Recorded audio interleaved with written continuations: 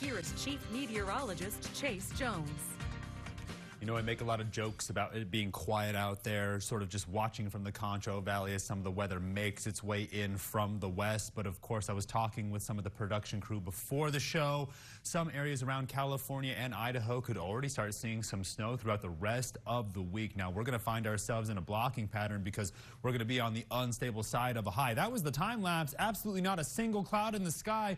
Beautiful weather making its way in for the last day of September. It was a wild month. Now, temperatures over the last 24 hours all the way down into those mid 50s, then warming up 20 if not 30 degrees into those mid 80s. So we're still inside that 30-degree spread where we want to be as we make our way through transition season. But by the middle of October, we're going to start cooling down into the next level, somewhere in those 80s and those 50s. By next week, you'll see what I'm talking about. 86 in San Angelo, everybody else in a combination of those mid to upper 80s across the entire area, looking for 10 degrees, especially today with some of those clearer skies. 85 in Sterling City, 88 down there in Junction, 85 over there in Sonora. So we have about 5 degrees across the entire Concho Valley for a beautiful end to a long month. But of course, we've only been about 60 days since July, so we're still cleaning up, but seeing some more cooperative weather. I cannot believe they're about to shut down the loop for about half a year, so hopefully the weather cooperates with us. Some people are calling for a freezing temperatures by Halloween. We'll see. Of course, place your bets now. Dew points are in those 40s and those 50s, while humidity indices are in those 20s and those 30s, so we'll see how much we make our way up by tonight.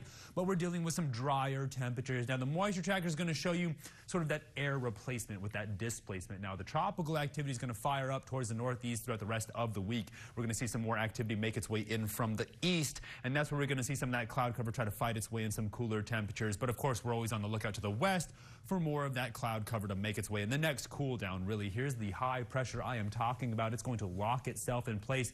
Next low pressure system tried to make its way in is not going to get around that high pressure. We're going to see another cutoff low form by next week. This high pressure is going to be going strong.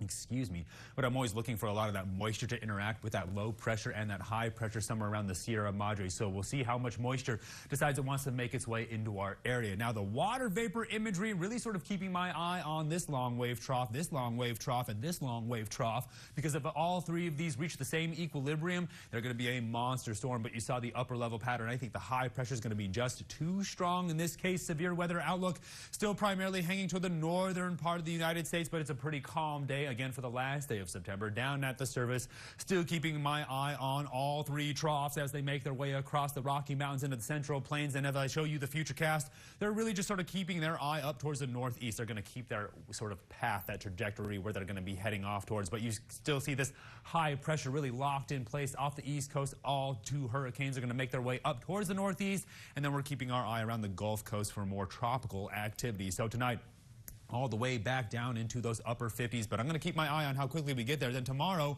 a good run at those lower 90s, but it is the beginning of October, so we are on the countdown to Halloween. So get the decorations ready because it's going to be an absolute beautiful month. Take a look as we begin. I really wanted you guys to focus on sort of the temperatures. Look at those beautiful lower 90s, not a drop of rain in sight, while those overnight lows hover around those mid 60s. Stay tuned on more for the break. You're watching KSAN News.